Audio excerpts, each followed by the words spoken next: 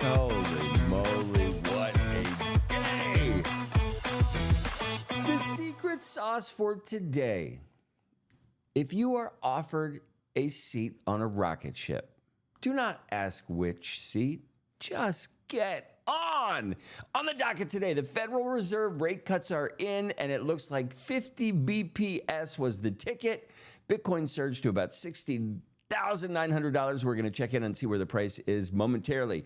SEC Chair Gary Gensler reiterates warnings on crypto exchanges.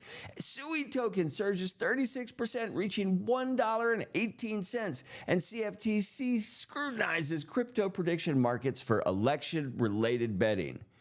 That seems absolutely ridiculous to me. Donald Trump uses Bitcoin to buy burgers, and Google Cloud launches a blockchain RPC service, which is extremely bullish for absolutely everybody.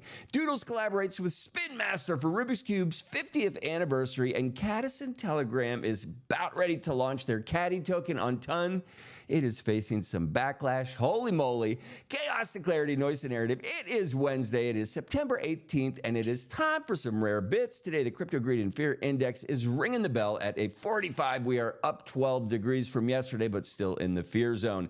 Market cap is coming in at about $2.134 trillion.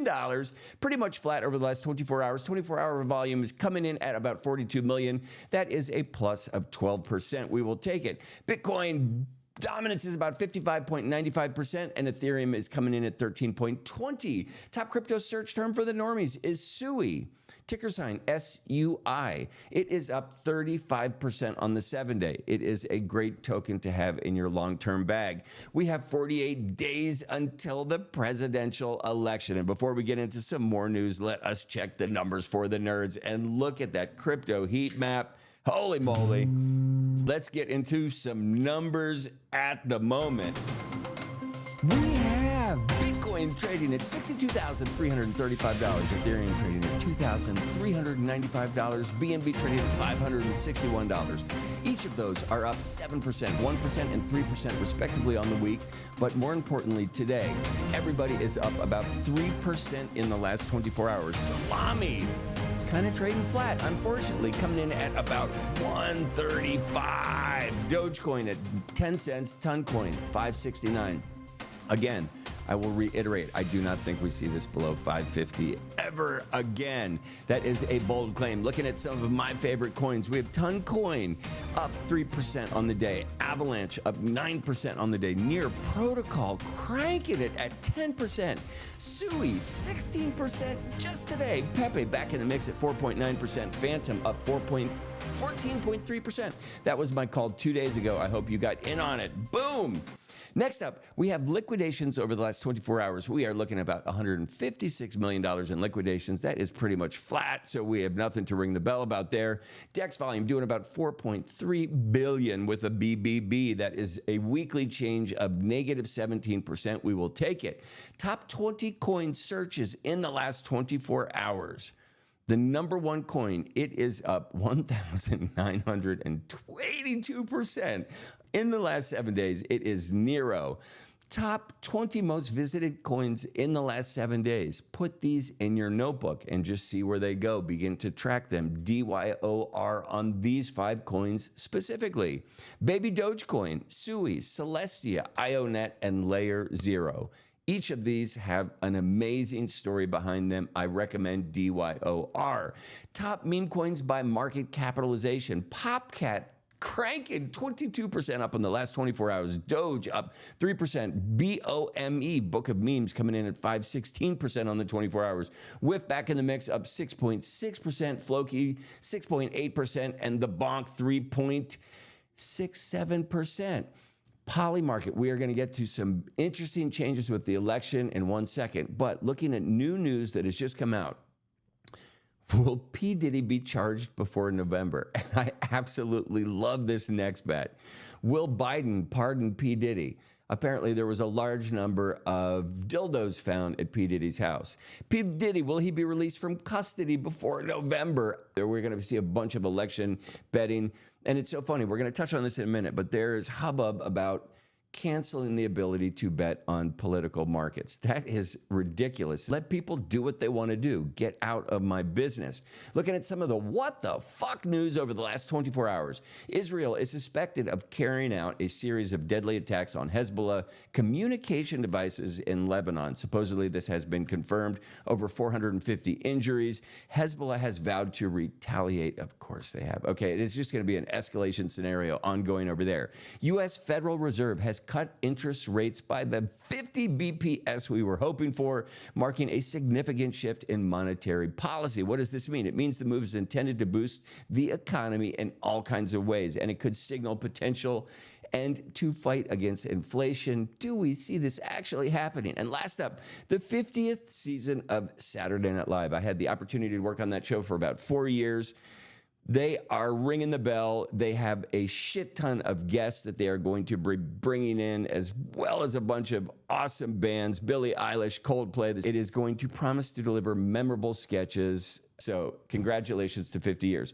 Some of the meme coins that made a dent over the last 24 hours, the new players, ticker sign KDA is Cadena, Zeta Chain, Blur, back in the mix. What is happening over there on the Blur? And Phantom, FTM, this is what I called 2 days ago, before it even started climbing. It is such an interesting thing. They're getting ready to rebrand. All this information was in my Substack. And we have Nervos Network, ticker sign CKB, another awesome token to have on your list. We are not going to even get into the losers at the moment. My call. These are gambling calls. These are low meme coin market caps. I did some research today. I like this ticker.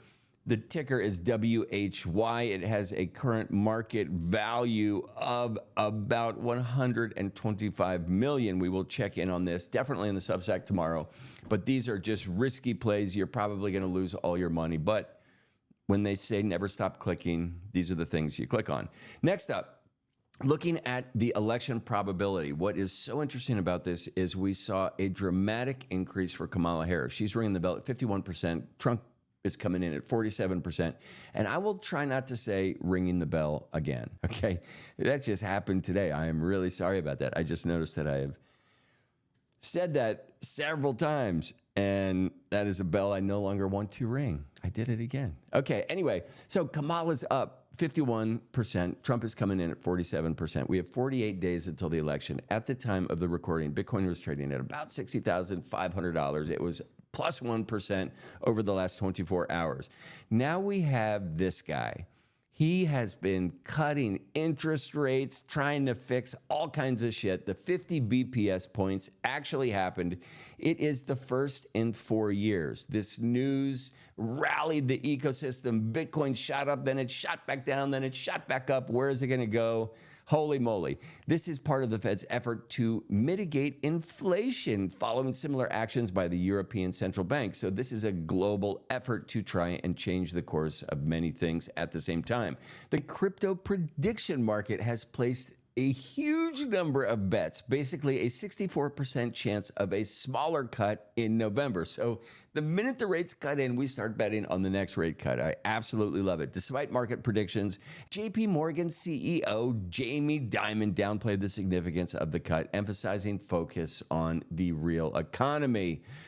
Next up, we have SEC Chair Gary Gensler reiterated his warning to crypto exchanges, emphasizing that they must comply with existing security laws. It would be great if you made those super clear to us, you dick.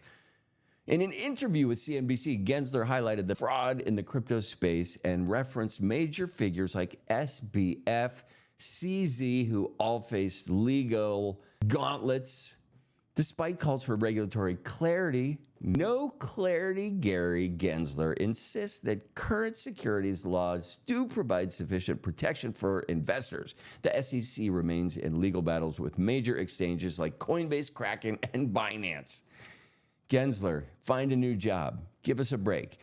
Gensler faces constant criticism, not only because he's bald and funny looking, but because he hangs out with the biggest boob in the world, Elizabeth Warren. SUI is looking yummy, surging 36%, reaching $1.18 amid bullish momentum. Analysts are predicting it may continue rising with targets at $1.50 to $1.80. If it surpasses these next levels, we could jimmy jam just, it could just go crazy. Some people are calling for a rise of 245%. The people who are calling for this, I call them out in my Substack. I am a fan of SUI. I think it is absolutely going to go parabolic. I do not make lofty predictions like that, and anytime there are predictions like that, I document where they came from. So all of this is in my Substack. It is worth reading, especially if you are a holder of SUI, because this will be absolutely great news for you. Next up, we are going to get into the poly market buzz. And I talked about this earlier. It's like telling the weatherman he can't say what is going to happen tomorrow because people may or may not carry umbrellas, and that inconvenience could be construed as a burden with financial implications, right? But you're telling me that a bunch of degens betting on who might be president is going to affect the election. Both of the scenarios are absolutely absurd. Check yourself before you wreck yourself. The CFTC's scrutiny of platforms like Polymarket for election-related betting raises concerns about free market speculation, while regulators are focusing on the legality of prediction markets tied to sensitive topics like elections. Just do your jobs, and your job is not worrying about what we're betting on. It's fixing the fucking country. Polymarket has already faced penalties for non-compliance, but the CFTC's continued actions highlight a broader push to regulate crypto markets across the board, even in areas resembling predictive analysis rather than manipulation. Get your head out of your butt. Next up, we have the former President Donald Trump. He made history by using Bitcoin to buy burgers at Pubkey in NYC, an absolutely stellar bar. It is known for accepting cryptocurrency, and despite previously criticizing Bitcoin, Trump has shifted gears. This started with his love for NFTs. It's called taking the Bitcoin pill. And if you are new to the ecosystem, if you spend 35 hours doing research on cryptocurrency, you will never again discount its power, its need, and its ability to change the way we move forward. I implore you, start with the Bitcoin white paper. It might be technical jargon, but just read it cover to cover. It's not that bad, and it is so fucking informative. Jump onto ChatGPT, throw in paragraphs you don't understand, and get a more concise view. It will change the way you look at everything. And seeing politicians get on board with this makes me absolutely happy. Trump has shifted his stance, even advocating for Bitcoin miners as part of his 2024 campaign. We want all Bitcoin to be made in the USA. Next up, this is absolutely bullish for the ecosystem. We will take this. Google Cloud has launched blockchain remote procedure call, known as RPC service. It is aimed at boosting Web3 adoption. The service allows developers to access blockchain data super efficiently. Right? We are about to move to the block. It makes me fucking happy. It offers, at the moment, they are offering a free tier up with 100 requests per second, and it is expected to support more blockchains by 2025. The move enhances Google's Cloud's Web3 product suite. In my opinion, keep in mind, they are trying to take this away from AWS, which has already made great strides in the crypto space, whether you know it or not. Next up, we are going to look at a GigaChad. Some Chad bought 5,660 Ethereum. He spent $13.1 million the other day, coming in at about $2,316. All this happened on the 18th.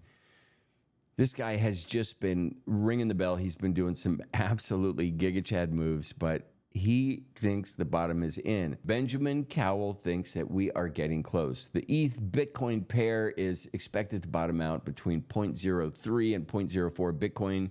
He thinks this is going to happen between now and December. So while the ETH Bitcoin pair may find a low soon, it has not hit that yet. So it's interesting to see this GigaChad just double down and buy a bunch of it.